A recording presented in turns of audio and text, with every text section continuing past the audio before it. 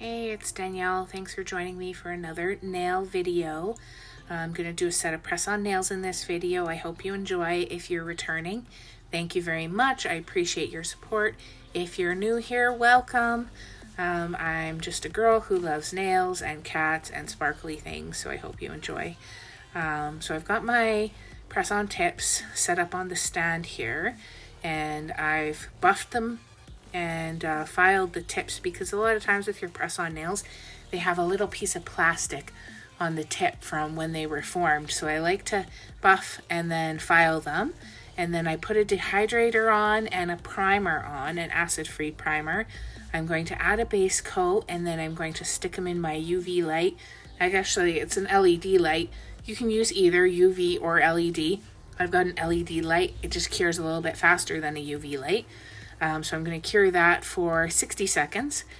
And then I'm going to get into my colors. So some of these colors, they didn't show up really well after 2 coats. So I did them in 3 coats.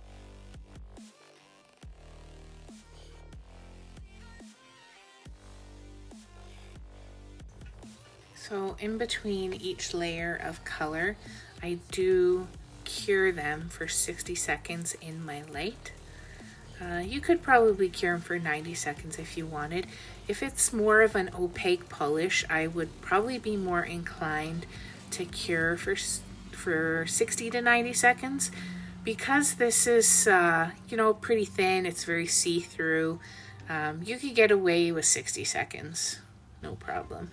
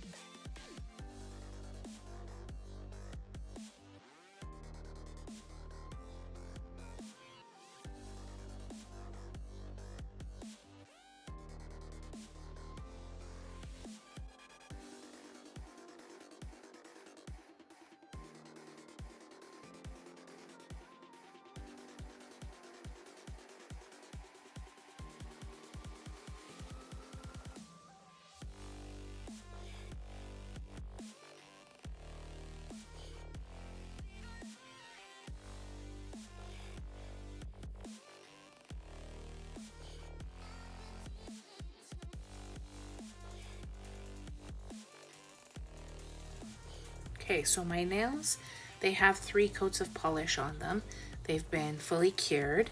Now I'm going to get into the fun part, the decorating. I didn't like the color of the middle polish, so I decided to take these kind of textured, chameleon colored glitters and kind of cover up that middle nail.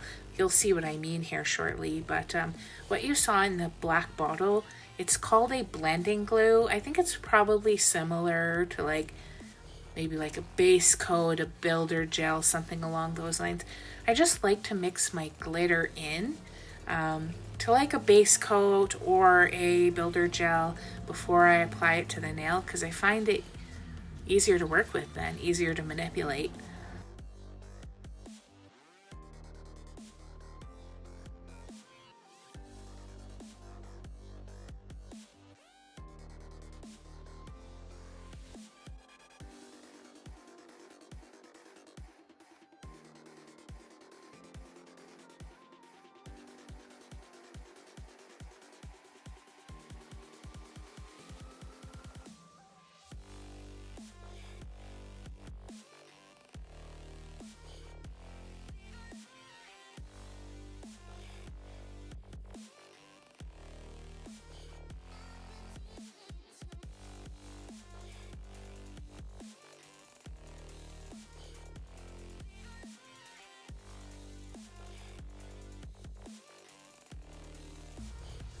So I've got the glitter almost laid down to where I want it.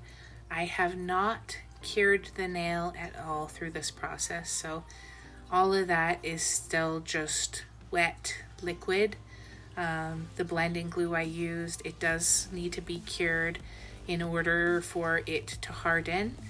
I just left everything liquidy. You know, you could feasibly cure part of the way through if everything is laying where you want it to lay. I just wanted that ability to kind of manipulate and push around and get the coverage and the look that felt right to me. You know, a lot of times when I'm doing these press-on nails, a lot of it is just, you know, I just start with a color or a stamping plate, and as I'm sitting there staring at it, just whatever feels right, whatever comes to me, that's what happens. I don't ever really have a plan when I go in. I might be like, ooh, I really feel gold and red today, and then create something completely off of that. But it is really a by guess and by golly. So what I'm shaking up right now is an alcohol ink from Koko and Claire. It is a white metallic alcohol ink. I just kind of wanted like a bubbly feeling, I guess. I don't know how to describe it. So I lay down some alcohol ink, and then I'm going to take a little bit of acetone. So what I saw from Ivory and Talia is acetone removes, more alcohol kind of thins and spreads it out more. So I just took a little bit of acetone, and you know, I was going for a bubble look, but I ended up with kind of like this corally, metallic, white coral look, which is fine. It looked okay. I'm not the world's greatest at like alcohol inks. I'm still learning, as we all are. Every single day I learn something new. I try something new, and you can only get better with time.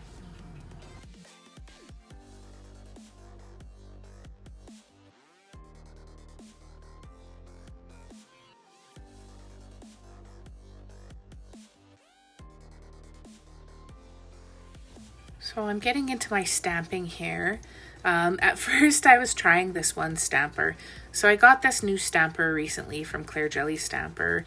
It's a big rectangular one, and it comes with two pieces. You'll see the second piece here shortly. I thought, oh, I'm going to try this little back piece because it just looks like it would be good for pressing. But then I quickly realized, oh man, I don't like stamping if I can't see.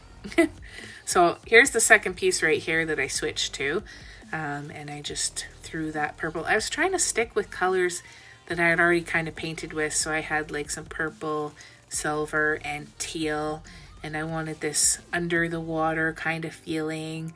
I do some layered stamping here where I use the same image in two different colors just to give, you know, a different look, a little more dimension, a little more pizzazz, if you will. That's a cute one. That one's kind of busy, so it's a little bit hard to see. I don't know. I probably need to use different colors. Had I used white or something like that on that green nail, it probably would have shown up better. It could be my stamping polishes too. Maybe they're not opaque enough. But once I did the layered stamping, it was nice enough. That image is just really a bunch of fishies and some bubbles under the water, which is super cute. I love this plate from Maniology.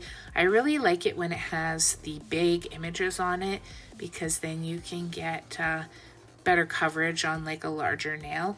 When you have the smaller images, you either have to stamp a few different images or do something to fill the void around the smaller image. So now I've got my Venalisa hard gel, builder gel. I just want to encapsulate those glitters on the middle nail. I do that. I cure it for 2 minutes, and then I buffed it afterwards just to kind of smooth everything out. Because with a nail like that, you know, it can get a little bit thick. But if you just buff it out, it still looks really good at the end.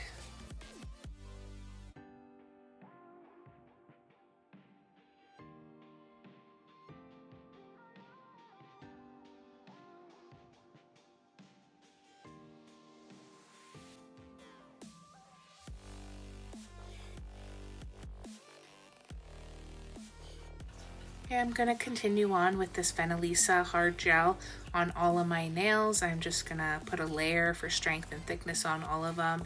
And also I like to use that Venalisa hard gel when I'm doing jewels because it does have a thicker consistency. A lot of the times I will use a Vendini Russian leveling gel, but I find it to be so loose and my gems tend to slip and slide all over the place. So I really like the Venalisa hard gel just because things stay put where you put them, which is nice. But I did just recently get some gummy jelly from Enel Couture as well, and that stuff works really good as well, I will say.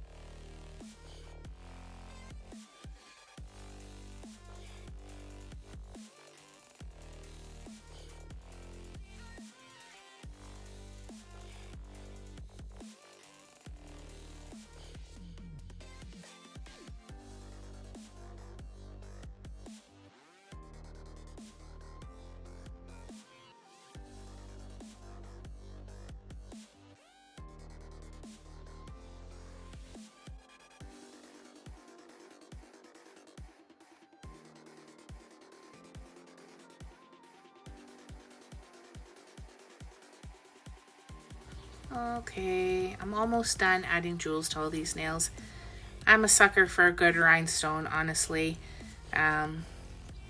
Bring on the bling. That's my motto. I like to use caviar beads too when I'm using rhinestones. It just gives it that extra fancy, bougie kind of feel. I don't know. To me, it just completes the feeling of rhinestones. Sometimes I find when I use only rhinestones, it feels a little bit empty. So if you just throw a few caviar beads in there, it's like, oh, now it's complete. That was what I was looking for. So I'm just going to finish up adding the jewels to these last couple of nails. I'm going to make sure I cure everything with that hard gel, seriously, for 2 minutes. If I'm feeling a little crazy, I might go 2.5 minutes, but definitely 2 minutes. I just want to get it extra firm, extra cured. Nobody likes uncured hard gel. After I do that, then I'm going to throw on my top coat and we will have a look at the finished product.